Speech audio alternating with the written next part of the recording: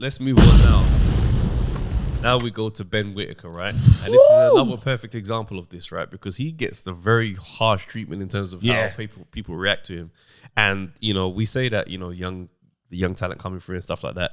He's obviously emulating or, you know, the showboat or flashy style. Yeah. There's a lot of Nassim Hamed conversations. And people are like, they're not having this dude be flamboyant and showboat and stuff like that. Because they just go crazy. And they got this unrealistic memory of what Nas was like and what Nas's career looked like. Because they say, oh, yeah, when Nas was doing it against champions. And I'm like, you know what? I defo feel like this is all too... It's unrealistic. So you know what I did today? Yeah. I went back and I went to watch Nas's full fight.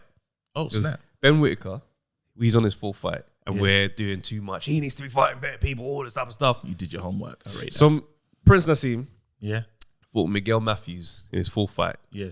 Miguel Matthews' boxing record at that time was 6 wins, 37 losses, Hey. and 8 by draw, I believe. Okay. In that fight, on the way into the ring, tried to jump over the ropes, tripped, fell awkwardly, got up and said, no, I'm doing it again. Went back out, jumped over the ropes, came in. Nobody was crazy about the thing. Nobody like smashed him to bits in terms of, they just, oh, bloody hell, look at this. Da-da-da. It was just light bants, gets in, does a fight, goes in, knocks the guy out, I believe, in the 3rd round. Now, obviously, Nas is a different type of fighter to Ben Whitaker, a bit of a heavy hander. Incredibly entertaining. Very. After the fight, starts breakdancing, going crazy. Commentators are all happy. And here's the breakdancing. Yeah. Like, they was welcoming of this young, flamboyant fighter who was ready to do his stuff. And I'm looking at it, I'm thinking to myself, why today is it so crazy when, could you imagine what society looked like back then? 92, when that's going on. This young guy, you know, he's where's he from? He's actually not. He's not. I always grew up thinking he was Indian. He's not actually Indian. Go on, dude. Let's do our. Let's do our due diligence right there. Just I'm not gonna guess. Let's not guess. He is Yemeni. Yeah. It's all right. So come from ethnic background, flamboyant, and it's received like, there he is. There we go. Here comes the breakdancing. Then you got this young guy, 2023. He's come through, good pedigree. He's got the skills and the talent. Yeah. He's obviously at the early stages of his career, and people can't wait to crucify him. And I look at that and I'm like, I don't understand what boxing fans really are after in this game. Like, I understand, but Nassim was doing what he was doing from day one. It didn't start with world champions. What I like though, so how I had a different kind of take on it and a different look at it. And I stand by this. I believe he's going to be the face of boxer. I believe the face is not really there apparent right now, but I think he'll be the guy. Yeah. And I think this is where, if you want to put your ad dollars or you need to put your money behind something, put it behind that. I think the matching needs to be clever. Ben Shalom, do your job. I think they need to be very smart and very intelligent about how they work this. But what I liked is the fans in the ring. He did the shimmy and shuffle, and they were with it. Yeah, they jumped on it. It's like, this is why we're here. It's entertaining. This is why we've come for this moment. So when he did it and the fans were doing it, I said, okay, this is good. Now, Ben, you're starting to cook, because while you still need a core. Yeah. You still need a core fan base that say, we're going to rock with you on all of this foolishness, because this is part of it. This is part of again, boxing is entertainment. That's right. I need all boxers to understand you're in the game of entertainment, bro. Yep. Even if you're I'm not here to entertain, you've already got it wrong. And this is the game, bro. This is how it works. And another thing as well, this is not me trying to point score against Nas, because Nas, we saw what Prince Nassim became. We all love Prince Nassim. But let's not be unfair with what we expect, right? In Nassim's 3rd fight, he fought a guy who'd never won and had 11 losses. The guy he fought afterwards, a guy called Des Gargano, 27 wins, 59 losses. Peter Buckley, 18 and 18. The first winning record he went up against was a guy called Alan Lay after how many fights? 1, 2, 3, 4, 5, 6. 7 fight, 4-0. Yeah? And then after that, it was 3-12, 18 and 21. Even 4-0. So the opponents are not, the records aren't crazy. You look at Whitaker's now. His second opponent, guy was 6-0. 3rd fight, guy has 6 wins, 3 losses. His fight just there where he made that guy look, ridiculous. 13 and 6. These are against guys. Tommy Fury, I think, fought one of these guys. I'm not going to go ahead and find out exactly which one.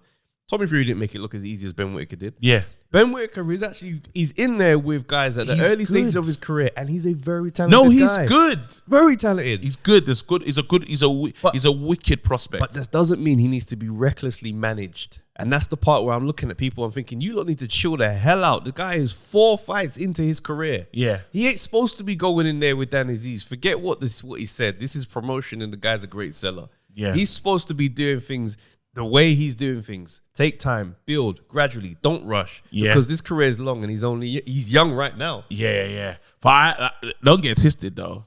You have to play little dicey games. So saying things like that is cool. You know what I mean? Yeah, saying things like that is cool. And ruffling feathers. Again, this is the game. This is the entertainment business. Right. Like, you bring out a meaty album and think the world's going to listen. We're not interested, bro. Nah. We're not interested. So I like how he's moving. And I think we need to see more fighters get into that bag. We need to see it because boxing is in, I'm not going to say like boxing there. The bar is like beneath Satan's bum right now. Yeah, the bar's low, and I took that from Nole as well. Big up Nole. Yeah, it's lower than low, right? It's terrible. The heavyweight fighters are not fighting. It's disgusting. That's where it really is. Now we need to champion when somebody is actually trying to be entertaining and trying to bring boxing to us. Because if they see people saying, "Oh wow, they like this," more will do it. That's right. We need to encourage these guys to be fighting, and we need to say when we see it, say, well done. So when like the I don't know, the last fight that we got that was massive, Tank versus Garcia. Yeah. Champion that. Every single time we get a big moment or a special moment, don't shit on it, champion it. Let's champion these guys fighting. And also it's one of them ones as well where I look at it and I'm like, yeah, he's very flamboyant. The way he showboats in there is like, yo, this guy's he's fun to look at. Like I understand when people say do it against better opponents. But it's like, it's going to come. He's going to get there. Think about how dangerous boxing is to be showboating at this level.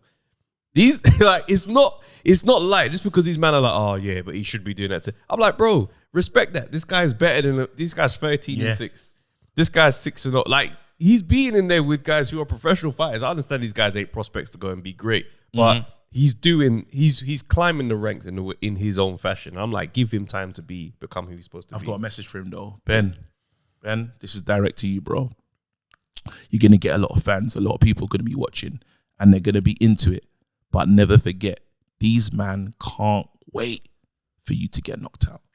They can't wait for your downfall. So have that in your back of mind. When you're fighting, if that moment comes, you will never know you're this famous. So have that in the back of your mind. I've got to be honest. Have that in the back of your mind. I even push back against that. That's a negative thought to go into the fight. No, I'm saying what Mayweather knew, they can't wait for him to lose. You think Mayweather didn't know that? Oh, that's got to motivate you. It's got to motivate you. I'm not saying that be scared. I'm saying I'm not saying be scared. I'm saying remember while everything's happening and some people look like they're in the business and they're for you and that. I'm telling you right now, there's a whole group of people and you wouldn't know they knew you until that moment. So now just have that. How Mayweather used it, never let them win. Never let them Mayweather said, "You will never see me lose, fam." And that's the reason why people bought the fight to see him lose. That's right.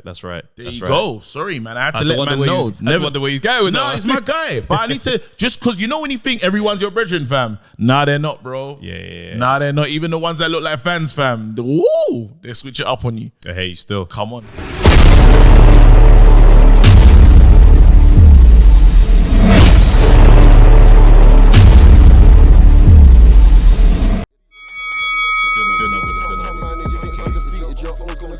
Yo, people, thanks for watching the Undefeated podcast. Make sure you like, subscribe, share, leave a comment and all that good stuff, man. This is the place to be.